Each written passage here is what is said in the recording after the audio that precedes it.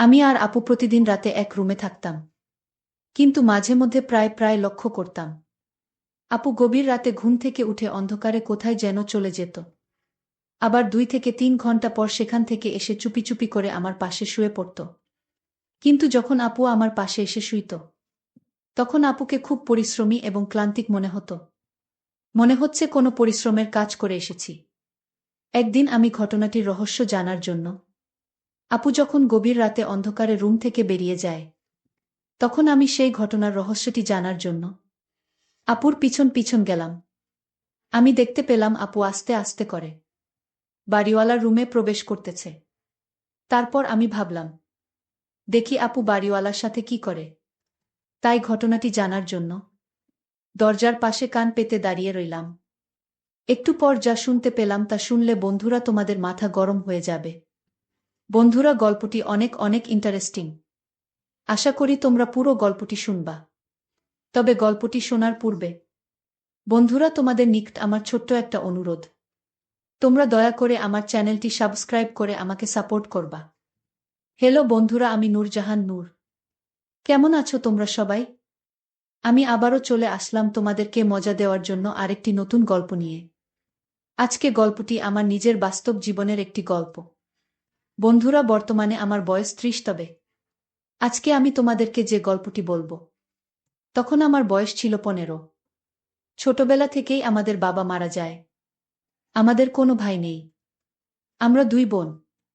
মা অনেক কষ্ট করে আমাদেরকে বড় করে তুলেছেন। কিন্তু দুঃখের ব্যাপার হলো, যখন আমার বয়স 12 কি 13 হবে এবং আমার বড় বোনের বয়স 15 থেকে 16 হবে, তখন আমার মাও মারা যায়। আর এদিকে আমাদের পারিবারিক অবস্থা খুব একটা ভালো ছিল না, যে কারণেই আমরা এলাকার কিছু মানুষের সহায়তায় চলে আসি আমাদের গ্রামের বাড়ি থেকে ঢাকা শহরে কাজের সন্ধানে। আমার বড় বোনের নাম শিমুল। আমি আর শিমুলা আপা আমাদের এলাকার এক আত্মীয়র বাসায় এসে উঠলাম। কিন্তু ঢাকা শহর, কেউ কাউকে এক বেলা খেতে দিবে, কিন্তু থাকার স্থান দিবে না। দেওয়াটা কষ্টকর হয়ে যায়। ঢাকা শহর আজব শহর। মানুষের বসবাসের জন্য সামান্যটুকু জায়গা দিবে, এটা কেউ চাইলেও দিতে পারে না, কারণ এখানে বসবাসের জায়গা খুবই সীমিত।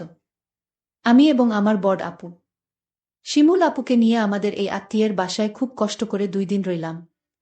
2 দিন থাকার পর আমরা কি করব বুঝতে পারতেছি না। আমাদের হাতে তখন অল্প কিছু টাকা ছিল, যা দিয়ে আমরা কোনোরকম চলতে পারতাম।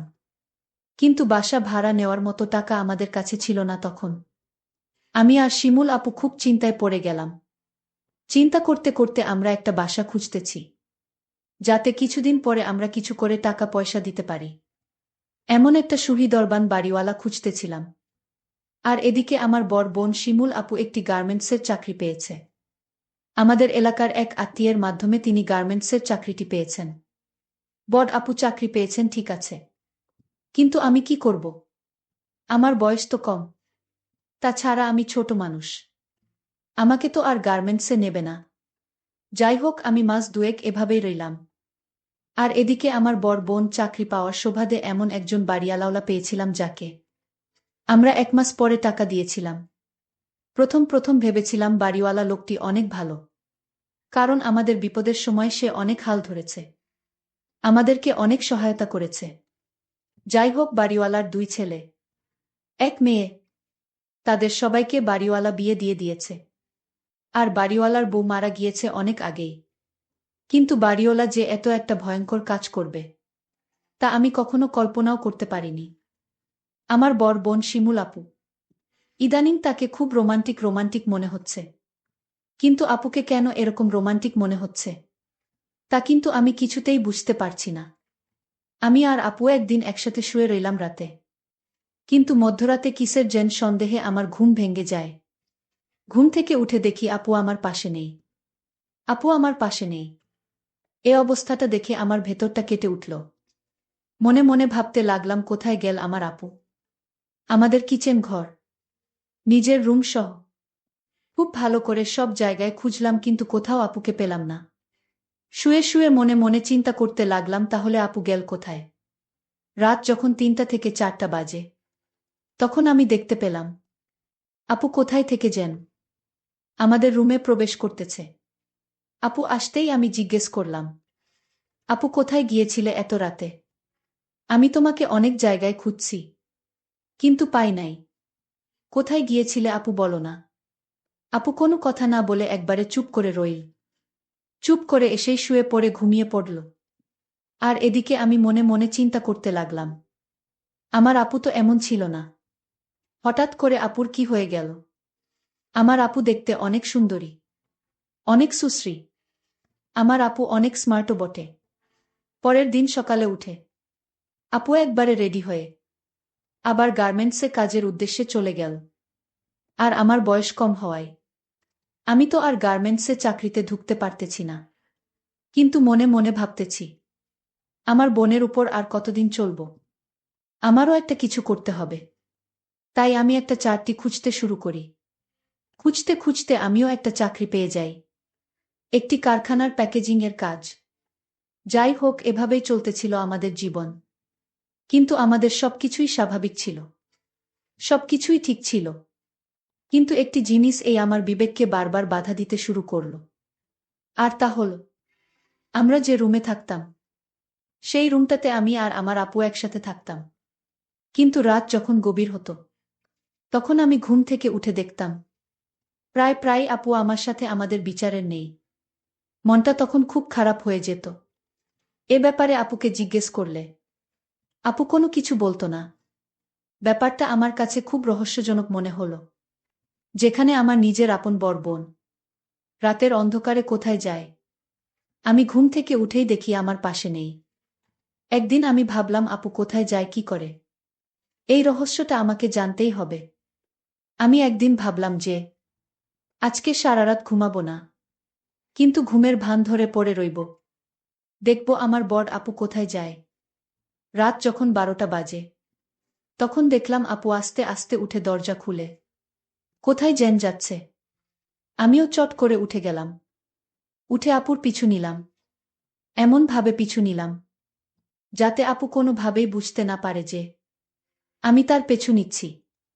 আমি দেখতে পেলাম আপু আস্তে আস্তে করে আমাদের বিল্ডিংয়ের 4 তলায় গেল। আমি ভাবলাম, আপু 4 তলায় কি করে? এখানে তো বাড়িওয়ালার থাকে। আর বাড়িওয়ালার বাসায় তো কেউ নাই। বাড়িওয়ালা শুধু একলা। ছেলে মেয়ে সবাইকে বিয়ে দিয়েছে। তার বয়স প্রায় 55 থেকে 60-এর মতো হবে। বাড়িওয়ালার বয়স যদিও একটু বেশি, কিন্তু সে দেখতে এখনো অনেক শক্তিশালী পুরুষের মতো। আর তাছাড়াও বাড়িওয়ালা শরীরের প্রতি খুব কেয়ার করে। তাদের কোনো অভাব নাই তো, যে কারণে শরীর স্বাস্থ্যের প্রতি তারা প্রচুর যত্নশীল হয়। আমি দেখতে পেলাম আপু আস্তে আস্তে করে বাড়িওয়ালার যে রুমে থাকে, সে রুমে প্রবেশ করে গেল। কিন্তু আমি একটা জিনিস দেখে খুব আতঙ্কিত হয়ে গেলাম। বাড়িওয়ালার রুমের দরজা ভেতর থেকে লাগানো ছিল না। তাহলে কি প্রতিদিন আপু সেখানে যেত? ভাবতেই মনের ভেতরটা ফুপুরে কেঁদে উঠল। আপু সরাসরি বাড়িওয়ালা রুমের ভিতর ঢুকে গেল। ঢুকে গিয়ে আস্তে আস্তে করে দরজাটা ভিতর থেকে লাগিয়ে দিল। আমি খুব সাবধানতার সাথে আস্তে আস্তে বাড়িওয়ালার দরজার সামনে গিয়ে কান পেতে শোনার চেষ্টা করলাম সেখানে কি হচ্ছে। আপু সেখানে কি করে, কি হচ্ছে সেটা জানার জন্য আমি সেখানে কিছুক্ষণ কান পেতে দাঁড়িয়ে রইলাম। কিছুক্ষণ পরেই শুনতে পেলাম সেখান থেকে এক অদ্ভুত ধরনের আওয়াজ আসছে। যে আওয়াজটা শুনে আমার সমস্ত গায়ে শিহরিত হয়ে উঠল। বাড়িওয়ালার সাথে আপুর এরকম অবস্থা দেখে আমার খুব খারাপ লেগেছিল। কিন্তু রুমের ভিতরে কি হচ্ছে? আর এরকম অদ্ভুত আওয়াজ আমি কখনো শুনি নাই। এরকম অদ্ভুত আওয়াজ কেন হয়? আমি কিছুতেই বুঝতে পারি নাই। এভাবে প্রায় 10 থেকে 15 দিন আপুকে লক্ষ্য করলাম সেখানে বাড়িওয়ালার রুমে যায়। যাওয়ার সাথে সাথে কি রকম একটা অব্যত আওয়াজ আসে। তারপর একদিন আমি মনে মনে ভাবলাম, আমাকে সেই রহস্য খুঁজে বের করতেই হবে। আপু সেই রুমে গিয়ে কি করে? আর কেনই বা 60 ঊর্ধ্ব একজন বয়স্ক লোকের সাথে আপু কি করে? ঘটনার রহস্যটি জানার জন্য একদিন আমি কৌশলে বাড়িওয়ালার রুমের খাটের নিচে গিয়ে বসে থাকি। আর আপুকে বললাম, আপু আমি আমার এক বান্ধবীর বাসায় বেড়াতে যাচ্ছি। আজকে মনে হয় আমি আর আসতে পারবো না। রাত যখন 11টা বাজে, তখন লক্ষ্য করলাম আমার আপু বাড়িওয়ালার এখানে আসছে। আপু বাড়িওয়ালার এখানে আসতেই বাড়িওয়ালা আপুর সাথে এমন বাজে আচরণ করা শুরু করল, যা দেখে আমার দুচোখ মুছে যাওয়ার মতো অবস্থা হল। কিছুক্ষণ আমি অপেক্ষা করলাম। অপেক্ষা করার পর আমি আমার নিজেকে আর কন্ট্রোল করতে অসহনীয় হয়ে গিয়েছিলাম। কাঠের নিচ থেকে আমি বেরিয়ে আসলাম। আমাকে দেখে আপু এবং বাড়িওয়ালা দুজনেই চমকে গেল। তারা দুজনেই যেমন চরম লজ্জায় পড়ে গেল।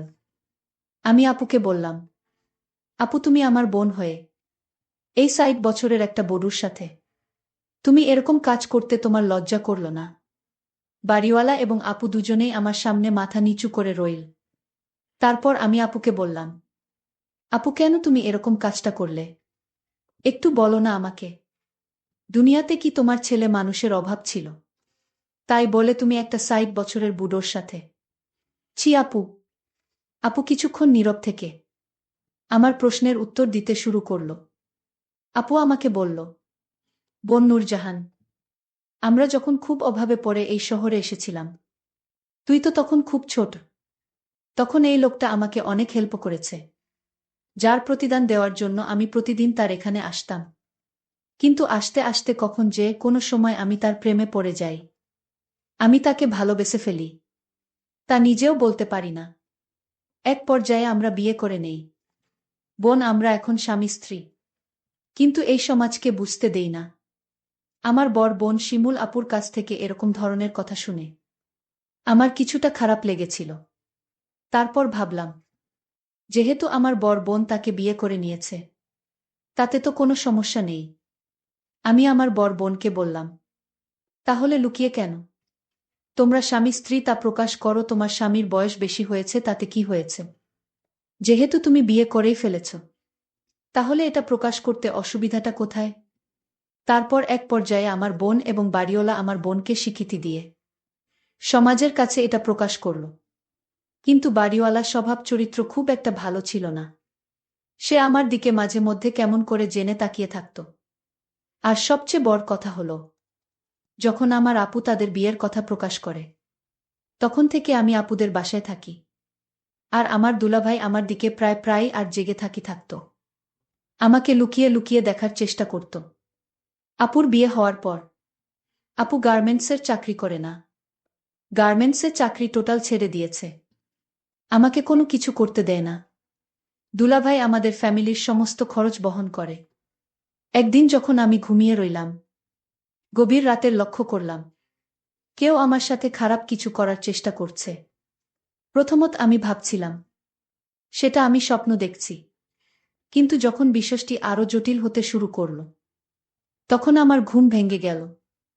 আমি অনেক জোরাজুরি করার চেষ্টা করছি ছোটার জন্য, কিন্তু কোনোভাবেই ছুটতে পারছিলাম না। মনে হচ্ছিল যেন আমার উপর ক্ষুধার্ত বাঘের মতো আক্রমণ করেছিল। শেষ পর্যন্ত অনেক পরিশ্রম করে আমি তার কাছ থেকে নিজেকে ছাড়িয়ে নিয়ে আমার রুমের বাতিটি অন করতে দেখলাম। সে তো আর কেউ নয়, সে আমার বর বোনের স্বামী, অর্থাৎ আমার দুলাভাই। ৬০ বছরের ঊর্ধ্বে একটা লোকের যে এত পাওয়ার, এত শক্তি, তা যদি তার সাথে আমি ঘনিষ্ঠ না হতাম, তাহলে কখনো কল্পনাই করতে পারতাম না। অবশেষে আমার দুলাভাই আমার উপর যে অন্যায়, অত্যাচার আর জুলুম করেছিল, প্রথমত ভেবেছিলাম সেটা আমার কিছু হবে না। কিন্তু ২ থেকে ২.৫ মাস পর আমি অনুভব করতে পারলাম যে আমি সন্তান সম্ভাবা। বিষয়টি যখন আমি জানতে পারি, তখন আমার খুব খারাপ লেগেছিল। আমি কি করব কিছু খুঁজে পাচ্ছিলাম না। তারপর আপুর কাছে বিষয়টি পরিষ্কার করে খুলে বলি। আপু দুলাভাইকে অনেক বকাবকি করে। অনেক তিরস্কার করার পরে আপু নিজেই সিদ্ধান্ত নিল যে দুলাভাইয়ের সাথে আমাকে বিয়ে দিবে। আর তা না হলে এ সন্তানের কি হবে? এ সন্তানের এমন এক পর্যায়ে গেল, যেখানে যদি সন্তানটাকে আমি নষ্ট করে ফেলি, তাহলে আমার জীবনের হুমকি হয়ে দাঁড়াবে। ডাক্তারের কাছে পরামর্শ নিলে ডাক্তার বলল, এটা নষ্ট করার কোনোভাবে উচিত না। তারপর আপু নিজের থেকেই আমার আর দুলাভাইকে বিয়ে দিয়ে দিল। হয়ে গেলাম বইনে বইনে সতীন। বন্ধুরা, এখন আমি আর আমার বোন মিলে খুব ভালোই আছি।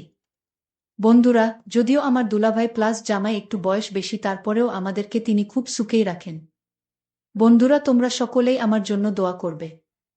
পরিশেষে আমি তোমাদেরকে বলবো বন্ধুরা, এই পৃথিবীতে হাজার হাজার কোটি কোটি লোক আছে। তাদের মধ্যে কোনটা মুখ আর কোনটা মুখোশ তা চিনা খুবই কঠিন। আর এমন কিছু ঘটনা এই পৃথিবীতে ঘটে যা সাধারণত স্বাভাবিক কোনো মানুষ মেনে নিতেই খুবই কষ্ট হয়। আর আমার ক্ষেত্রেও তাই হয়েছিল। তারপরেও ভাগ্যের পরিহাসে মেনে নিতে বাধ্য হয়েছিলাম। বন্ধুরা, আজকে এই পর্যন্তই। আবারও আসবো তোমাদের মধ্যে নতুন কোনো ভিডিও নিয়ে। ভিডিওটি যদি তোমাদের ভালো লাগে তাহলে একটি লাইক দাও। প্রতিদিন আমি তোমাদেরকে একটা করে নতুন গল্প উপহার দিব। তাই তোমাদেরকে অনুরোধ করে বলছি, তোমরা যদি এই রকম ধরনের ইন্টারেস্টিং গল্প পেতে চাও তাহলে দয়া করে আমার চ্যানেলটি সাবস্ক্রাইব করো। পরিশেষে তোমাদের সকলের সুস্বাস্থ্য কামনা করি। ভিডিওটি দেখার জন্য তোমাদের সকলকে অসংখ্য ধন্যবাদ।